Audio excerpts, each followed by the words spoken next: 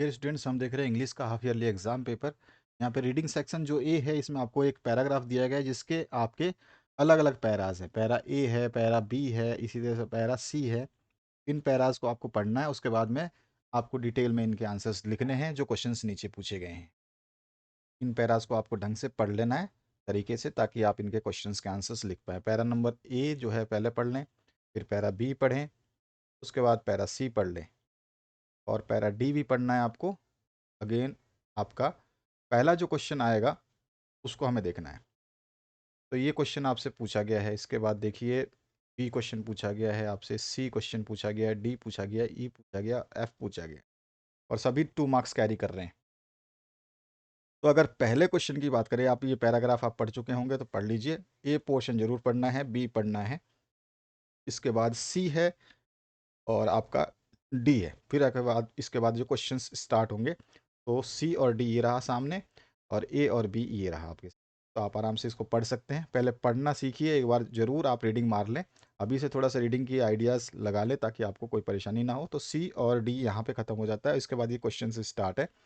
पहले क्वेश्चन की बात करें, why is the author jubilant on looking at the processions. कहने का मतलब है, जो लेखक है वो जुलूस को देख करके क्यों प्रसन्न हो रहा है। ठीक है, तो जुलूस, जो ऑथर है जुबलिएंट, ये जुलूस को देख करके क्यों प्रसन्न हो रहा है।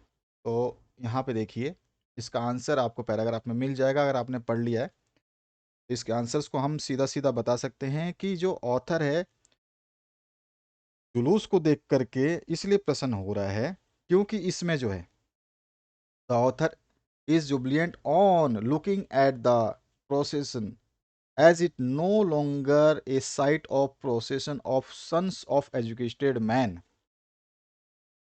We can see women are visible at the tail end of the procession. तो ये जुलूस जो आप यहाँ पे पढ़ोगे ना तो आपको समझ में आ जाएगा। इसमें क्या है कि इस पूरे में जो है यहाँ पे एजुकेटेड मैन के जो लड़के हैं वो केवल जुलूस में नहीं दिखाई दे रहे हैं, बल्कि इस जुलूस में वो देख पा रहा है कि पीछे जो है औरतें भी इस जुलूस में खड़ी हैं, इसलिए वो प्रसन्न होती हैं लेखिका। इसके बाद जो नेक्स्ट क्वेश्चन है उसको हम बात करते हैं। इसमें आपका बी पार्ट जो है उसको देखिए, व्हाट और हु। यहाँ पे ऑप्शंस में आपको यहाँ पे एक लाइन देनी चाहिए थी, या तो व्हाट लिखेगा या हु लिखे, तेरे से आना चाहिए लेस करके। व्हाट और who did the प्रोसेसन traditionally consist of.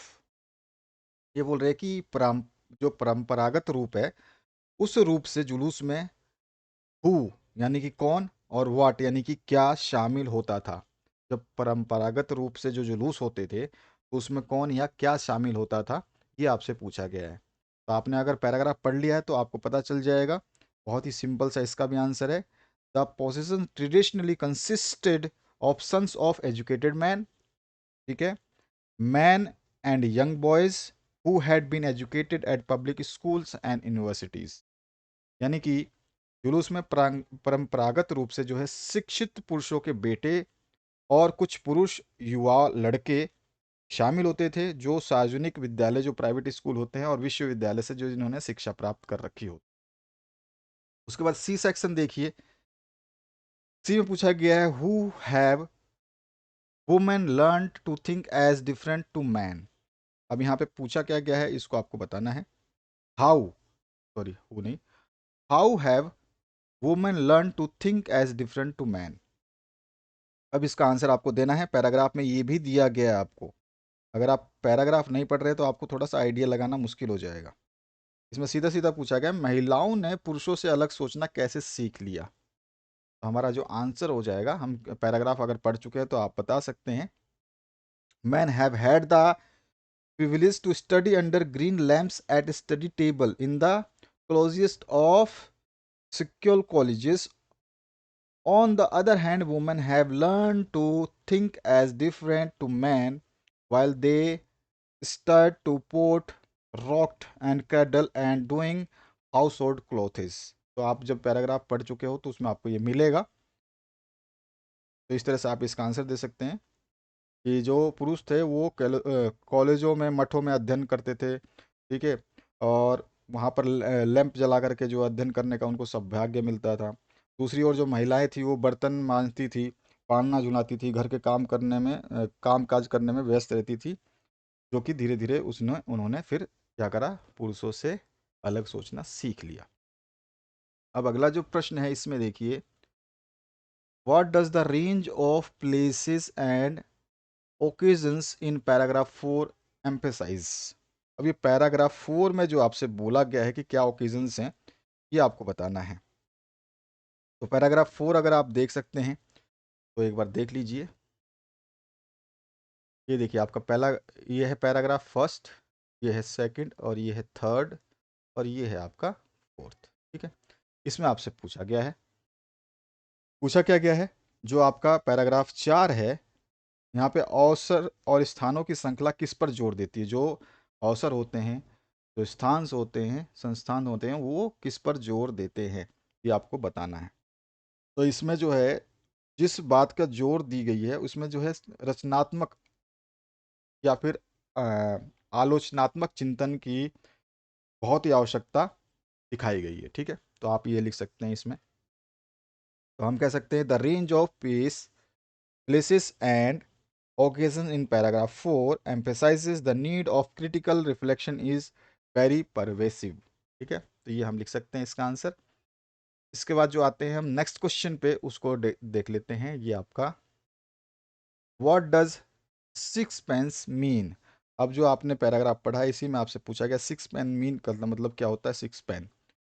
तो सिक्स पेन का मीनिंग आपको सीधा सीधा बताना है, और आपका सिक्स पेस का मीन जो होगा आपका, वो हो जाएगा अपॉर्चुनिटी। ठीक है, अपॉर्चुनिटी, अवसर जो है इसका मतलब होता है अवसर।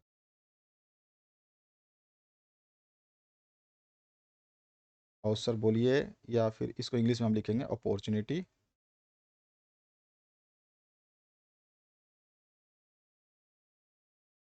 ठीक है, नेक्स्ट जो एफ सेक्शन है, find word from the passage which mean the same as the following. तो यहाँ पे जो नीचे दिया गया, सबसे पहले सेरेमोनियल ओकेजन। तो सेरेमोनियल ओकेजन क्या होता है, जो हम मनाते हैं उसकी बात कर रहे हैं। कौन से पैराग्राफ में मिलेगा, ये आपको मिलेगा दूसरा पैराग्राफ आपका बी वाला। अगर आपने पैराग्राफ पढ़ लिया है तो आपको पता चल जाएगा। औपचारिक अवसर जिसको बोलते हैं, सेरेमोनियल ओकेजन, औपचारिक अवसर। ठीक है, तो इसका अर्थ क्या हो जाएगा, इसको हम बोलेंगे, इसको अगर आप देखेंगे तो एक वर्ड मिलेगा आपको, पेगेंट। ठीक है, ये वर्ड मिलेगा, इस वर्ड का मतलब भी वही होता है आपका। ठीक है, सेरेमोनियल ओकेजन, औपचारिक जो अवसर होता है उसको हम बोलते हैं तमाशा।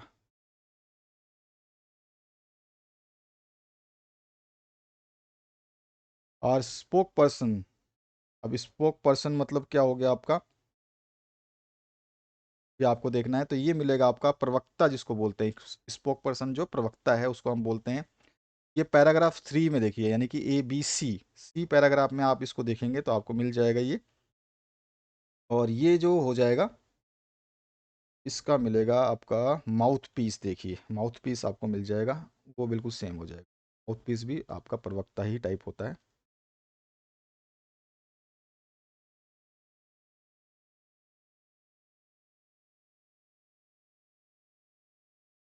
ठीक है, तो ये हो जाएगा, इसका वो होता है प्रवक्ता।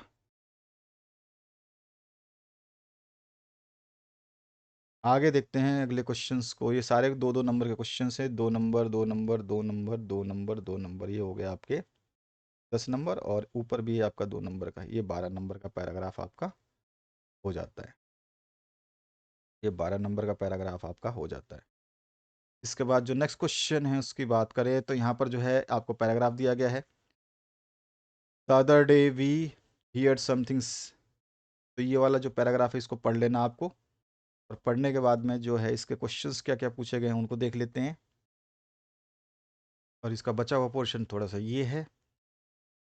तो इस तरह का ये पैराग्राफ है। यहाँ पे पहला जो क्वेश्चन पूछा गया है, बोल रहा है कि on the basis of your reading of the above passage make notes on it. आपको नोट्स बनाने हैं using recognizable abbreviation where necessary. तो आपको नोट्स मेकिंग करनी है और बहुत ही सिंपल सा होता है, इसमें से आपको मेन मेन पॉइंट जो हैं वही बताने हैं। सब हेडिंग और हेडिंग लिख देना है, ठीक है। एब्रीविएशन का यूज़ कर लेना है, एब्रीविएशन मतलब शॉर्ट फॉर्म्स यूज़ कर लेने हैं।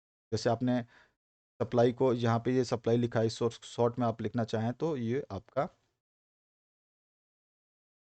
इस तरह से लिख सकते हैं, ये सप्लाई में आपका शॉर्ट फॉर्म हो गया। तो आप इस तरह से आपके शॉर्ट फॉर्म बनाने होते हैं। फॉर्मेट को जो हम शॉर्ट फॉर्म में लिखना चाहें तो इस तरह से भी लिख सकते हैं। ये हम बाद में बता देंगे कि फॉर्मेट का मतलब क्या है, सप्लाई मतलब इसका मीनिंग क्या है।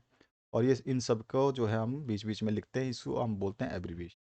बाकी नोट्स में जो है आपके हेडिंग एंड सब हेडिंग्स आ जाएंगे। हेडिंग आप कोई भी एक उठाएंगे, उसके नीचे दो तीन सब हेडिंग लिख देंगे, 2-3 लाइनों में ये कंप्लीट हो जाता है। समरी आपको लिख देनी है। समरी जो है इसका 1/3 हिस्सा लिखना है, यानी कि ये पूरा पैराग्राफ जितना है का तीसरा हिस्सा है, यानी कि आपको इतनी लाइनें लिखनी है। इतनी लाइनों में ये खत्म हो जाना चाहिए पैराग्राफ। ये समरी हो जाएगी, 80 वर्ड्स बोल रहे जैसे कि 3 नंबर ये हो गए। और नोट्स मेकिंग करोगे तो आपको 5 नंबर मिलेंगे। एडवांस राइटिंग स्किल के अंदर आ जाते हैं, सेक्शन बी में। यहाँ पे बोला गया है आपसे, आप secretary of the history club of Vidya Mandir school, ठीक है, आप सेक्रेटरी हैं विद्या मंदिर स्कूल के। नोटिस आपको एक ड्राफ्ट करना है, नोट मोर देन 50 वर्ड्स होना चाहिए। इन्फॉर्म करना है आपको स्टूडेंट्स को proposed visit to some historical sites in your locality. आप अपने ही जो आपका लोकेलिटी है वहीं पर कोई हिस्टोरिकल साइट्स है, उसके विजिट के लिए आपको जो है बच्चों को इन्फॉर्मेशन देनी है, उसके लिए एक नोटिस तैयार करना है। और ऑप्शन भी है, अगर आप ये नहीं करना चाहते हैं तो you are Ravi Verma secretary dramatic arts Holy Mother International School Indore draft a suitable poster for play you are going to stage in the school auditorium. अब एक प्ले के लिए आपको जो है क्या करना है, पोस्टर तैयार करना है, सुटेबल पोस्ट। और यहाँ पे चौथा जो क्वेश्चन है, you have attend a meeting where a number of people spoke about the increase crime rate in India as a reporter of Times of India Mumbai write a report to publish in about 125 words expressing your views and suggestions। तो आपने जो है crime rate जो है उसके ऊपर जो है आपने क्या करा है, एक मीटिंग अटेंड करी है, उसके ऊपर जो है आपको टाइम्स ऑफ इंडिया के लिए एक मुंबई के लिए एक रिपोर्ट पब्लिश करनी है। अगला जो प्रश्न है उसकी बात करते हैं। यहाँ पूछा गया है, और ऑप्शन भी है यहाँ पर, ध्यान रखना है आपको। As a newspaper correspondent prepare a report, यहाँ पे भी आपको रिपोर्ट ही देनी है, 125 वर्ड ही रहेगा। Traffic conditions prevailing in your locality near Jakhani Tiraha Pithoragarh, ठीक है। तो आपको इस पे भी रिपोर्ट आपको बतानी है। Write a letter to the district magistrate requesting to the chief guest of your school sports day function to be held your school playground. You are Jitendra, आपका नाम यहाँ पे मेंशन कर दिया गया है, ठीक है। नेक्स्ट जो इसी में और पार्ट दिया गया है उसको देखिए, write a letter to the editor. Letter to editor हमेशा पूछा जाता है, ये तो ध्यान रखना ही है। ऑफ डेली न्यूज़पेपर, कोई भी डेली न्यूज़पेपर, या इसको ही लिख लेंगे आप डेली न्यूज़पेपर। कंप्लेनिंग करना है आपको फ्रीक्वेंट ब्रेकडाउन्स इन आपका इलेक्ट्रिसिटी सप्लाई का, हमेशा पूछा जाता है। लोकेलिटी आपकी रहेगी और आपका नाम दे दिया पवन। नेक्स्ट है, for a large number of students and parents going to tuition classes for extra coaching has become a regular practice. अब जो है कोचिंग एक रेगुलर प्रैक्टिस हो चुकी है। The mushrooms coaching centers are an example for it, ठीक है। और write an article on the latest craze of tuition classes. जो अभी ट्यूशन क्लासेस जो आप देखते हैं, हर बच्चा जो है, छोटे बच्चे भी अब ट्यूशन क्लासेस जाते थे। पहले 9वीं 10वीं के बच्चे ट्यूशन क्लासेस जाते थे, अब जो है आप देख सकते हैं एलकेजी से बच्चे लेकर के, एलकेजी के बच्चे लेकर के आप ट्वेल्थ जो है, यहाँ तक कि जो आईएएस बनते हैं, आईपीएस बनते हैं, सब कोचिंग क्लासेस अटेंड कर रहे हैं। इतना क्रेज बढ़ चुका है। तो इसके ऊपर आपको अपने डिटेल्स व्यू लिख देने हैं। और ऑप्शन में है, you are Manoj write a article, आपको एक आर्टिकल लिखना है। 200 वर्ड्स तक का उसका लिमिट है। Value education should be made part of curriculum in school और highlight the steps taken by your school in the direction. तो जो है आपका एजुकेशन जो है, आपका वैल्यू एजुकेशन, इसको जो है पार्ट बनाना है, पाठ्यक्रम का एक पार्ट बनाना है अपने स्कूल के अंदर। एक पाठ्यक्रम का ये क्या होना चाहिए, हिस्सा होना चाहिए। उसके ऊपर जो है आप बता सकते हैं स्टेप्स क्या क्या टेक करेंगे। लिटरेचर सेक्शन की बात करें तो and such too is the grandeur of dooms, ये वाला आपका याद आ गया होगा। इसमें पहला पूछा गया है why a grandeur associated with mighty deed, तो हम सीधा सीधा बता देंगे ना माइटी डीड क्या होता है। माइटी डीड जो है ये हो जाएगा द वॉरियर्स, माइटी डीड और the warriors who had sacrificed their lives for the nation and left inspiration for all. और यहाँ पर ग्रेनेडियर जो ये है ये आपका refers to the good deeds of our noble peoples. और यहाँ पे नेक्स्ट जो क्वेश्चन पूछा क्या गया है इसमें देखिए what to all lovely tales signify. तो यहाँ पे जो lovely tales are the stories of our ancestors and these are celebrate their glory and victory. ठीक है, तो यहाँ पर ये सिग्निफाई करता है उनकी कैसा, मतलब वो हमारे जो पूर्वज थे वो उन्होंने कितना अच्छा जो काम किया, उनकी जो क्षमताएं हैं और उनकी जो विक्ट्री है उनको दर्शाती है। From where do we get elixir of life, तो इसका आंसर भी हमको पैराग्राफ से ही देना पड़ेगा समझ करके। हम कह सकते हैं एक्सलायर ऑफ लाइफ क्या हो जाएगा, वाटर। ठीक है ना, where from where do we get elixir of life, तो हम कह सकते water is a very important natural resource which is required for every activity, हर चीज़ के लिए इसकी आवश्यकता होती है, किसकी, वाटर की। हम कह सकते हैं water is very important natural resource which is required for every activity, it is known as the auxiliary of life due to its importance in life of the living organism। अब इसके बाद जो है और ऑप्शन भी दिया गया है आपको, तो और ऑप्शन जो आप कर सकते हैं इसमें भी आपको पैराग्राफ दिया गया है, इसके हिसाब से आंसर्स देने हैं आपको।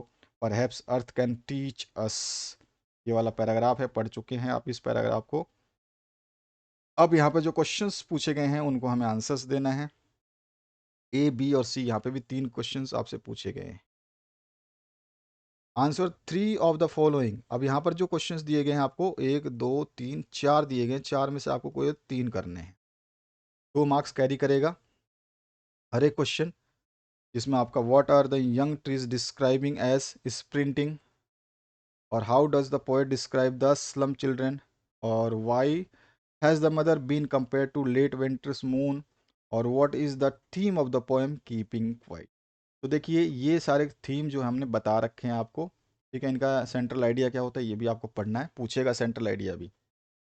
व्हाट वाज, अब यहाँ पर जो क्वेश्चंस हैं इसमें आपको क्वेश्चंस के आंसर देने हैं, डायरेक्ट इसने बोला है कि आपका 2 मार्क्स का ये क्वेश्चन, इसमें ऑप्शंस नहीं है आपको। तो यहाँ पर जो है 30 to 40 वर्ड्स में आपको देना है। What was friends expected to be prepared with this for school that day? Is Sahab happy working at the tea stall? Explain करना है आपको। Next है why was Douglas determined to get over his fear of water?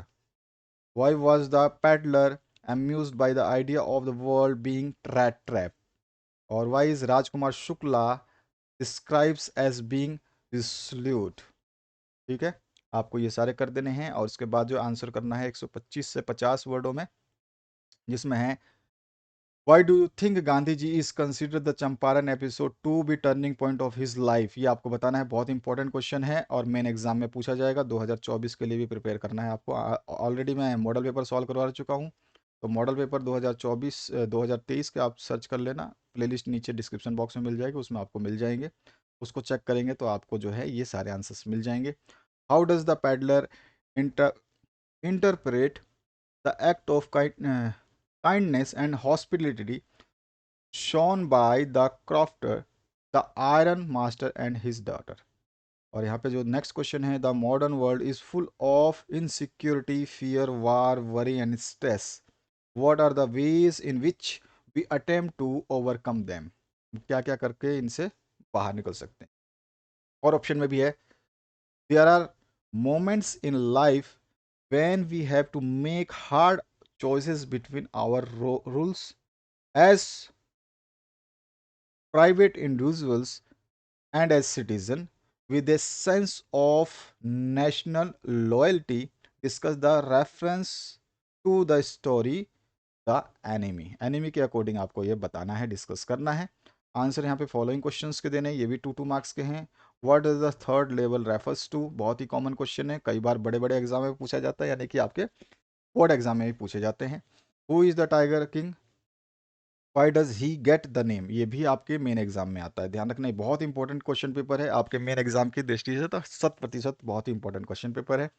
What was the academic सोलस की, where was it heading.